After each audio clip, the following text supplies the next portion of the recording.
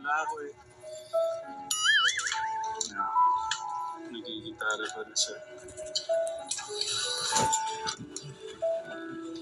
Saan galing po yung gitara na yan, eh? Galing ba yun sa... Oh. Hello. Kaibigan mo, kuya? Meron pa palang mas, meron pa palang mas... Hindi mo sabi-sabi, meron pa palang mas maganda. Ay, Kuya Ben, dito na. May bisita ka, kuya. Kasi, bago ko daw i-attend, gusto niya bisitahin ka muna. Si Kuya Ben, di ba, alis na bukas. Gusto niya, mabisita ka muna bago,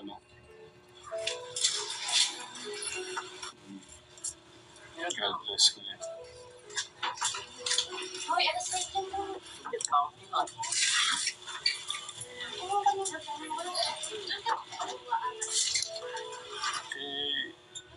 Tara, kuya, magmerienda muna tayo. May ano po eh. Bursa ako din. Kasi,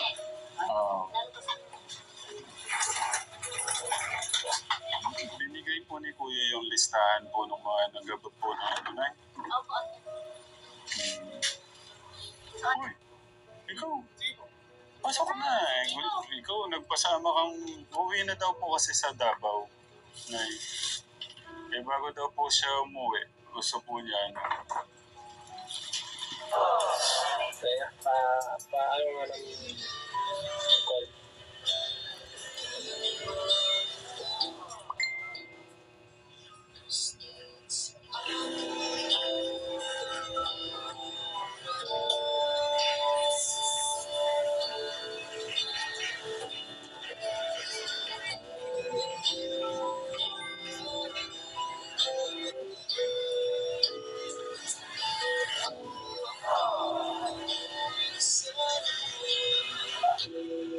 May kanta ka,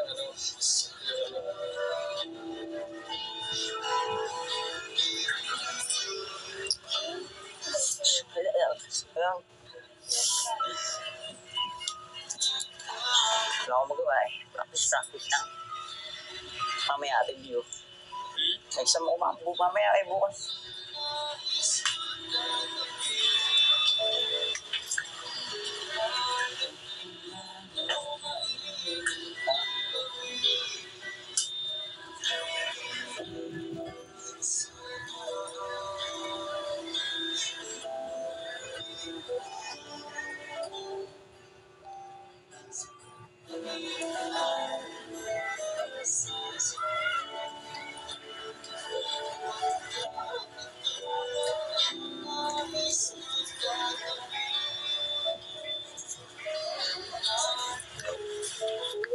alis na daw si Kuya Ben mabukas eh. Pinag-chat pala niya sa akin, sabi ko wala akong data. Yung pala, kasi akala niya, lista raw ko. Lista raw ko din.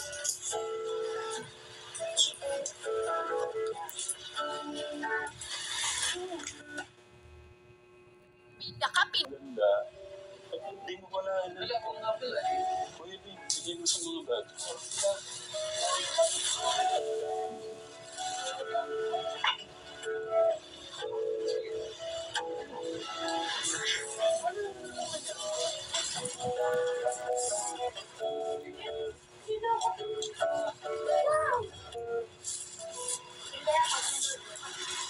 Kuya. Yan po yung ka-telegram. Ito po yung nagsisilbing kama po ni Kuya. Ito.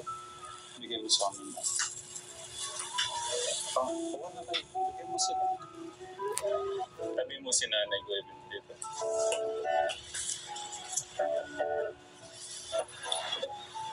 Sibuy may tech. Po. Thank you, Kuya. Lagyan ko lang po yung gusto ko lang po kasi magkaroon po si nanay ng list kasi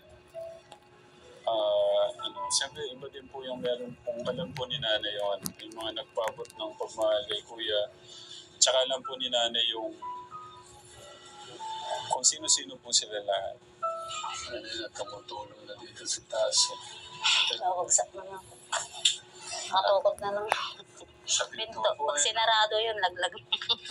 Kaya hindi na namin sinasara magdamag eh. Kaya, kuya, tignan mo yung ganyan, ha? Dapat, Babagsakan ka dyan. galingan mo pa yung, kung ginagalingan mo na yung kung ginagawa mo yung 100% mong pag-aaral ngayon, nagtagal mo pa ng isa.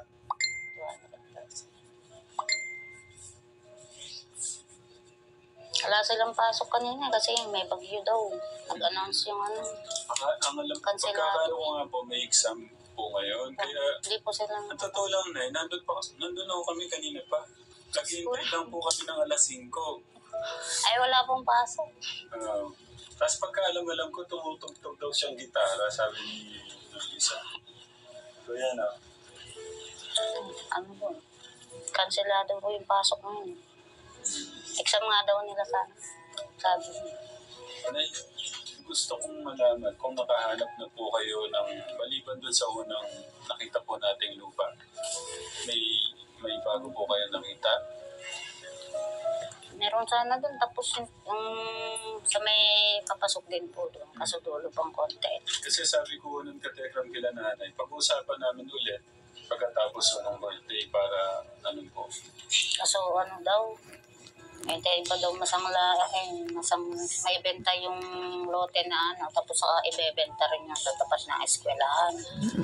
Kaya matagal pa rin po yun. Hintayin pa raw yung, may nagsangla daw po kasi doon ng bukid. Ngayon, gusto niya mabenta sa kanya yung sinangla. Tapos, pag nabili na po niya yung sinangla, sa kanya, bebenta po yung lote niya na yun sa may eskwelahan niya. Maliban po doon, wala po kayong ibang tinignan? Tapos meron naman po doon. Kaso matagal pa rin bago mapatayo. At yung pwedeng installment, yung parang subdivision na gagawain. Pero hindi pa po. Kupunin pa raw yung islat eh. Sa kulang 40 pa yung islat. Kaya mga eka, kulang 3 years pa bago matayuan ng bahay. Kumbaga pupunayin po muna yung mga Islat. Parang subdivision po yan. Subdivision style. Kumbaga siguro inaano nila na dapat masigurado muna may kukuha. Kasi kung hindi tapos hindi naman makukuha lahat, maano sila. Nga po. Andiyan nga po kanina, tinatanong ko kung kukuha kami. Kasi Kaya hindi ko pa ako sure kung gusto nila yung ganun kasi matagal 2 years pa may nasa 3 years pa yata ganun bago matayuan ng bahay. Kasi may tanim pa mga palay, wala po. Sa akin, walang problema yung ganun. Kumbaga, ang ko nga, di ba, pinag-iipunan ko po yung kung okay lang sana, bahay kubo lang yung gagawin natin. Yeah. Bukas makalawa, pwede naman natin Pero gusto ko sana, yung kahit pa paano, yung matibay ho talaga siya. Pero maganda rin yung parang, alam niyo yung ibig sabihin yung na pwede ka magtanim ng Kaya, yung medyo mga 560. mahal talaga siya. Pero doon sa gusto ni Tita Evangeline na gagawin kayo ng sari-sari store, maganda ho siya kasi malapit ho siya sa Ito po yung lote. Ganyan po siya. Pag diretsong ganun. Maliwalas naman kasi. Opo. Yung gusto po ni Tita Evangeline na sari-sari store, okay po siya sa ganyan. Pwede nga po pagka-wari, kung matatayuan na ng bahay lahat yun. Pwede nga po yun. Kasi nga marami nito. Yan, ito. Papuntang ganun. Ito rin may mga na yun. At yung binilang ko yung islat, nasa kulang 35. Masa 35 pa atay wala eh. Tapos sabi po ng sekretarya, mga nasa 2 taon bago pa maanuhan. Anuhan po ng bahay. Yung di ba may tinignan no tayo doon sa ano, yung sa harapan nagustuhan ko yung maluwag. Ano po yun? Hindi nyo Sabi ba po na sabi po nung kumari ko, hindi naman daw pinibenta yun. Yun sana kasi, kumbaga ho sa ano, hindi ho siya ganun kamahal, pero maganda yung pwesto. Pero doon din, yun nga po yung naalok nga lang, kaso mahal nga lang yung 1 million nga daw yun, 560 square. May mga tanim silang mga saging-saging, mga kamote. Pero maluwang po talaga yung space. So yun lang, mahal. Hindi ko lang alam kung matatawaran mo. Sabi naman, di pa tignan mo din, wala naman ikang masama yung kunti. Malapit po siya doon. Opo, di ba po, diretso ka lang doon, di ba may kantong doon? May maganda nga sana po yung nasa eskwelahan. Maganda ho talaga yun eh. Pag nasa eskwelahan. Kasi yung Kasi mga looban nga po yun sa may nilulusungan po natin. Papasok pa po. Gusto po ni Ninang Evangeline, talagang gusto ko kayong bilhin ng sari-sari store kasi sabi naman po ni Ninang, ni Tita Evangeline, paunang ano ka lang yan, gusto ko dagdagan. Yung kasi hindi ko alam magkano tataram yung yung sari-sari store, ang pwede mo po, sabi yung ganyan. Kung gusto niyo po, silipin niyo yung sinasabi ko na yun, tapos pag-iipunan na lang po siguro. Yung malapit lang din. Nga po. Kami Yun po yung yung kalahati. 1 million nga daw. Mahal talaga siya. Hindi yung 500 square meter na. 560 square meter. 560 square meter. Maluwang. Maluwag po yung pag-ano. Kasi sa yung ibang 100 square meter nga lang po. Or 150. Ayun, 150 square meter daw. Yung pwedeng hulugan, pwedeng cash, kaya 420 daw pag cash sabi po. Kuya, may sasabihin ka daw. Sabihin mo na, ano ka ba? Para atang maging ko pa kami naman. Pinag-iisip ko po mo siya. Pero doon sa nangyari, kuya, ang daming lumabas na anomalya. Isipin mo na lang, ano yung mga yun? Kung di nangyari yun. Hanggang ngayon may nakatagong hindi magandang nangyayari doon. Alam mo yan, kuya. Yun na lang isipin mo. At yun yung pinapasalamatan ko. Yung Pag-alis na lang. Pero doon sa nangyari ko talaga, madaming anomalyang ako, thankful ako doon. At doon din nakita yung puso mo. Doon pa rin yung yung respeto, yung kababaan ng loob mo. Siyempre, nawawala yung pagtanong ng utang ng loob. Kailangan ka na makakarating dyan kung di lang. Totoo yun eh. Sabi ko nga, paano ko bayaran? Basta ang binibless ni God yung may mababang puso.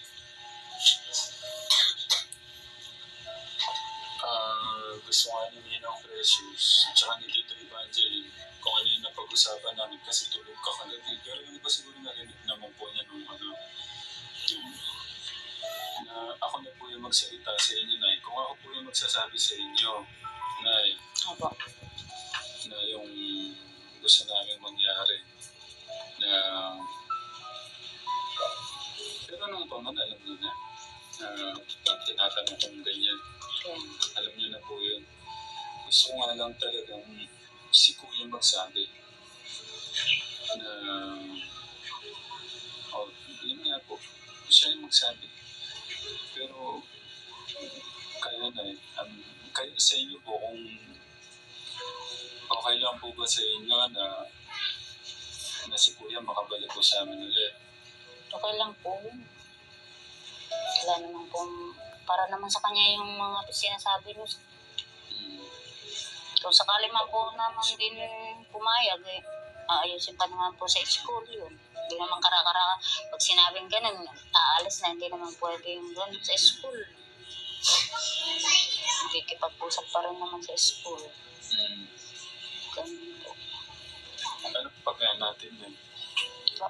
Ano pong pagkain natin? Nagluluto po yung ano ba yun? Kasi Kumakain po kayo yun. Ano ba yun? Dahon ng kamoteng kahoy? Gagataan? Baka hindi kayo kumakain. parang may lagnat ka ba? Masama yung pakaramdam mo? Isipon po eh. Sakit daw ulo ng kanina po. Dito. Wala pa yung Ganun.